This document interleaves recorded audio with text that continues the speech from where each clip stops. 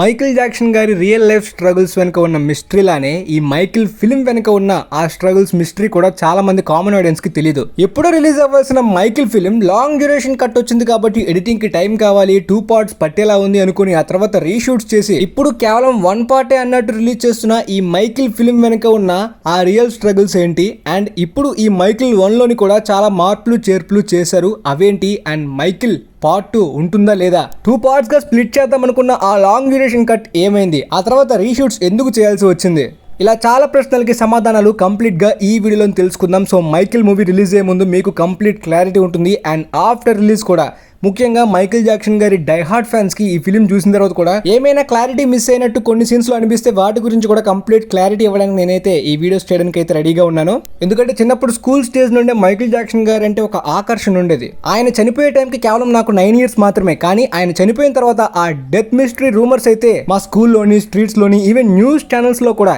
ఏది పడితే అది చెప్పేవాళ్ళు. ఈవెన్ ఆయన బ్రతుకున్నప్పుడు కూడా చాలా రూమర్స్ ని ఇలానే స్ప్రెడ్ చేసేవాళ్ళు, ఇంక్లూడింగ్ ఆయన స్కిన్ డిసీజ్ యొక్క ప్రాబ్లమ్ ని కూడా. ఎనీవే, ప్లానెట్ ఎర్త్ ఎగ్జిస్టెన్స్ లోనే most popular star Michael Jackson గారి లైవ్ యాక్షన్ ఫిల్మ్ గురించి కంప్లీట్ గా ఇప్పుడు ఈ వీడియోలో తెలుసుకుందాం. సో సినిమా చూసే ముందు చాలా మంది మెర్చండైజ్ ని కొనుక్కొని థియేటర్స్ కి వెళ్ళాలని కూడా చాలా మంది అనుకుంటారు, నాలాంటి వాళ్ళు ముఖ్యంగా. ఆల్రెడీ నా ఓల్డ్ కలెక్షన్స్ లోని మైకిల్ జాక్సన్ గారి జాకెట్ సూట్స్ టైప్ లో ఉండేవి, కానీ ఇప్పుడు అవి అంత పర్ఫెక్ట్ గా ఫిట్ అవ్వట్లేదు. మరి మీరు కూడా మైకిల్ జాక్సన్ గారికి డైహార్డ్ ఫ్యాన్ అయితే థియేటర్స్ కి ఎలా వెళ్ళాలనుకుంటున్నారు? జస్ట్ ఒక ప్రింటెడ్ టీ షర్ట్ తోటి వెళ్తారా, జాకెట్ తో వెళ్తారా, హ్యాట్ పెట్టుకుంటారా, గ్లౌజ్ పెట్టుకుంటారా? దాని గురించి కూడా కింద కామెంట్ సెక్షన్లో తెలియజేయండి. ఇకపోతే టాపిక్లోకి వెళ్ళిపోదాం.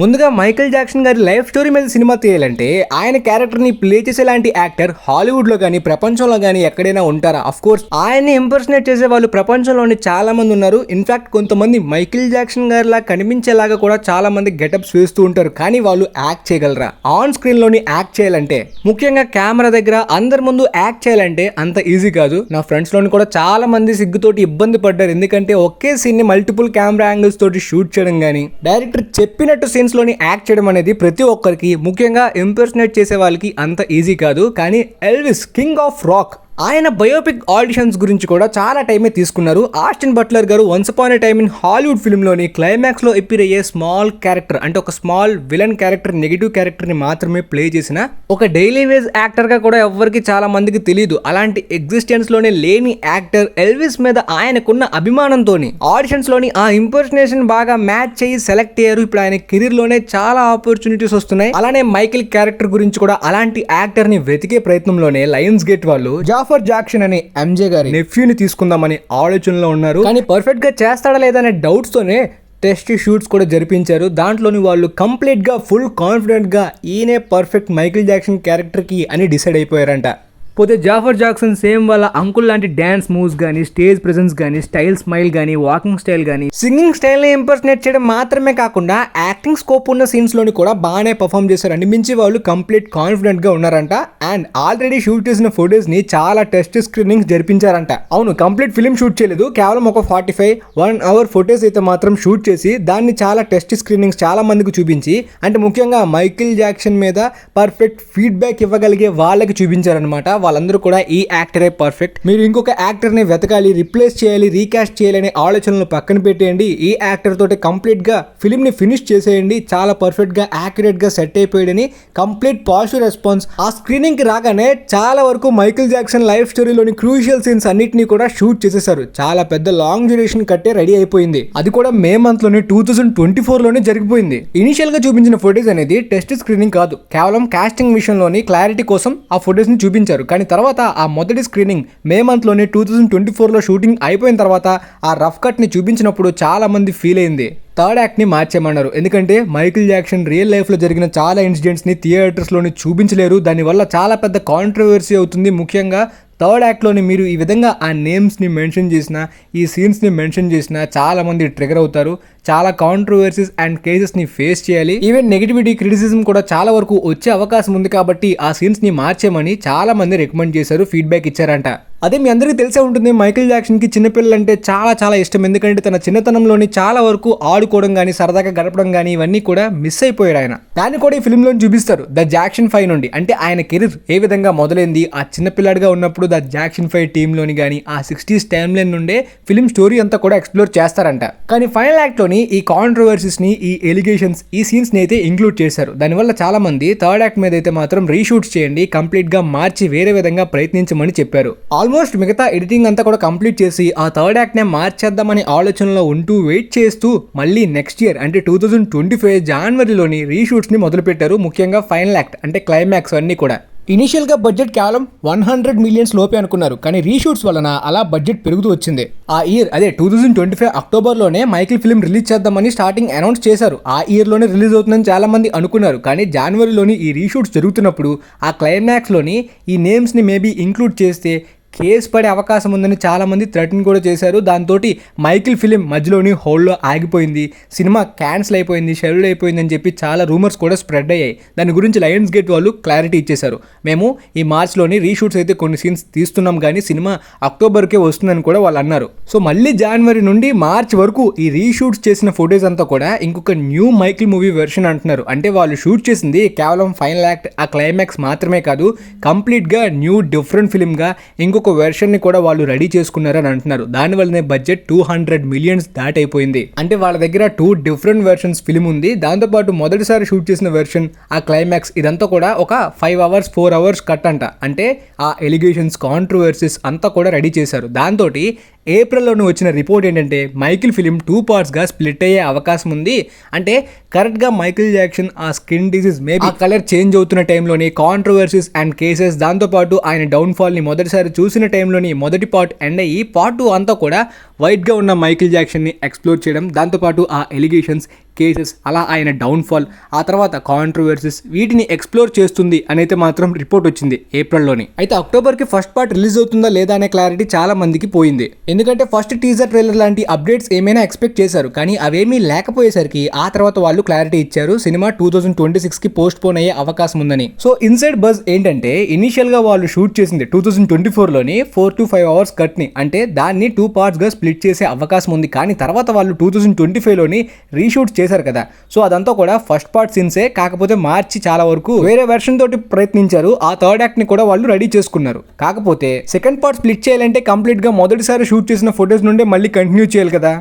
దానికి ఈ న్యూ వెర్షన్కి మిస్ మ్యాచ్ అవుతుందన్నమాట. ఆ మిస్ మ్యాచ్ అవుతున్న కొన్ని సీన్స్ని మళ్ళీ జూన్లోనే రీషూట్ చేశారు. కేవలం 3 వీక్స్లోనే దాన్ని కంప్లీట్ చేసేశారు. కానీ ఈ పోస్ట్ ప్రొడక్షన్ కంప్లీట్ అవ్వాలంటే ముందుగా జాఫర్ జాక్సన్కి ప్యాచ్ వర్క్ వేశారు, దాంతోపాటు ప్రాస్థెటిక్స్ వేశారు అండ్ మేకప్ పెట్టారు, లైటింగ్, దాంతోపాటు పోస్ట్ ప్రొడక్షన్లోని కలర్ గ్రేడింగ్ అండ్ విఎఫ్ఎక్స్ పర్ఫెక్ట్గా ఉంటేనే తను వైట్ స్కిన్ లాగా, అంటే ఆ మైకిల్ వైట్గా తనని చూపించాలంటే పాసిబుల్ అవుతుంది. కాబట్టి పోస్ట్ ప్రొడక్షన్కి టైం పడుతుంది, కాబట్టి సినిమాని ఈ ఏప్రిల్కి పుష్ చేశారు. సో ఇన్ని రీజన్స్ వల్లనే సినిమా బడ్జెట్ 200 మిలియన్స్ దాట్ అయిపోయింది. అందులోని మైకిల్ ఎస్టేట్ వాళ్ళు ఒక 15 మిలియన్స్ కూడా ఫండ్స్ ఇచ్చారు లయన్స్ గేట్ వాళ్ళకి. ఎందుకంటే ఆయన లైఫ్లోని చాలా క్రూషియల్ మూమెంట్స్ అన్నీ కూడా కాంట్రవర్సీస్ అయ్యే అవకాశం ఉంది, చాలా మంది కేసులు పెట్టే అవకాశం ఉంది. ఎందుకంటే అప్పట్లో జరిగిన రేసిజం మీద మైకిల్ జాక్సన్ పాడిన పాట కానీ, దానికోసం గ్యాంగ్స్టర్స్ తో చేసుకున్న డీలింగ్ కానీ, అండ్ పొలిటీషియన్స్ తో ఉన్న ఆ కాంట్రవర్సీ కానీ, దాంతోపాటు చిన్నపిల్లలతోటి అంతవరకు హ్యాపీగా కొంతకాలం వరకు ఆడుకుంటున్న మైకిల్ జాక్సన్ మీద సడన్ గా చైల్డ్ అబ్యూజింగ్ కేసెస్ పడ్డాయి, ఎలిగేషన్స్ పడ్డాయి, దాంతోపాటు పెడోఫిలియాని ముద్రించారు. ఇలా ఆయన రియల్ లైఫ్ మిస్టరీస్లోని ఎవరో ఆయన్ని కార్నర్ చేశారు, చాలా మంది ఆయన్ని ఇరికించారు. అప్పటిదాకా బాగుంటున్న మైకిల్ జాక్సన్ మీద సడన్గా ఈ ప్రాబ్లమ్స్ తోటి ఆయన కెరీర్ని డౌన్ చేశారు అని రూమర్స్ అయితే ఆన్లైన్లో చాలా ఉంటాయి. సో ఈ ఫిల్మ్లో కూడా దానికి క్వశ్చన్ మార్క్ టైప్లోనే చాలా సీన్స్ని షూట్ చేశారు.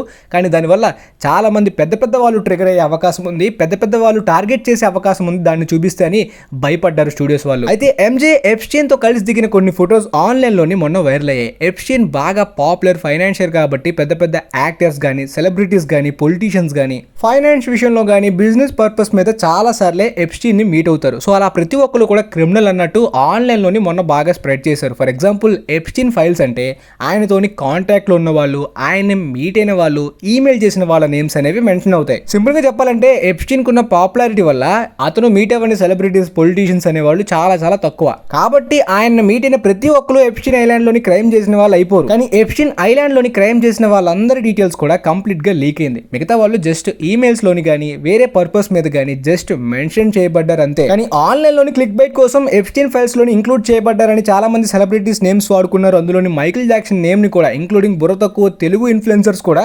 ఎప్స్టీన్ ఫైల్స్ అంటే ఏంటో ప్రాపర్ మీనింగ్ కూడా తెలియకుండా కంప్లీట్ గా న్యూస్ ని మిస్లీడ్ చేశారు. ఆ తర్వాత సేమ్ తెలుగు యువత మరొక సింపతిని కూడా క్రియేట్ చేసుకుంది. అదేంటంటే మైకిల్ జాక్సన్ ఎప్స్టీన్ ఐలాండ్ లోని ఒక స్పైగా ఇలా జరుగుతున్న వాటిని అబ్జర్వ్ చేస్తూ లీక్ చేయడానికి ప్రయత్నించాడు.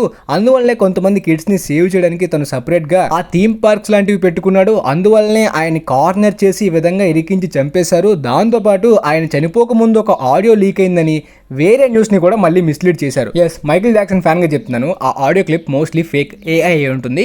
అప్పుడు చనిపోయినప్పుడు లీక్ అవ్వంది, ఇప్పుడు ఎలా లీక్ అవుతుంది? దాంతోపాటు ఆయన ఎప్స్టీన్ ఐలాండ్ లోని స్పై ఇవేమీ కాదు, అసలు ఎప్స్టీన్ ఐలాండ్ లోకి వెళ్ళినట్టు కూడా ఎక్కడ కూడా ప్రాపర్ ప్రూఫ్ లేదు. కానీ ఎప్స్టీన్ మైకిల్ జాక్సన్ కి ఫ్యాన్ కాబట్టి కొన్ని ఫొటోస్ దిగాడు. దాంతోపాటు ఎంజే స్పైగా ఇవన్నీ చేసి వాళ్ళ గురించి నిజాలు బయట పెట్టడానికి ప్రయత్నించాడా లేదా అనే దాని గురించి ఎక్కడా క్లారిటీ లేదు.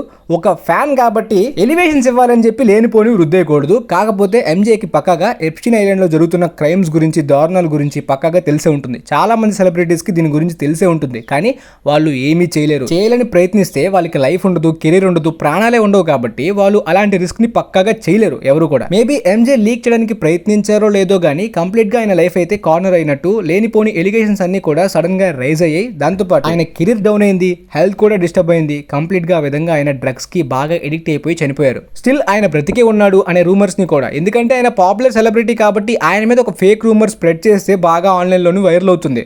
ఒక ఫ్యాన్గా నేను ఇలాంటి సొల్లేం నమ్మను, కానీ ఫిల్మ్లోనే ఒకవేళ ఆయన కాంట్రవర్షియల్ ఇన్సిడెంట్స్ని కానీ చూపిస్తే పక్కాగా చాలా మంది ట్రిగర్ అవుతారు. ఆ ఒరిజినల్ నేమ్స్ని చూపించకపోయినా సరే చాలా మంది సీరియస్ అయ్యే అవకాశం ఉంది, లీగల్ కేసెస్ పెట్టే అవకాశం కూడా ఉంది. కాబట్టి ఖచ్చితంగా స్టూడియోస్ అంత ధైర్యం చేయలేరు. అందువల్లనే ఇప్పుడు ఈ మైకిల్ ఫిల్మ్ని చాలా విధాలుగా మార్చారు. అంటే ఏంటి బ్రో, మరి మైకిల్ పార్ట్ 2 లేనట్టేనా? ఓన్లీ సక్సెస్ని మాత్రమే చూపించి ఆపేస్తారా?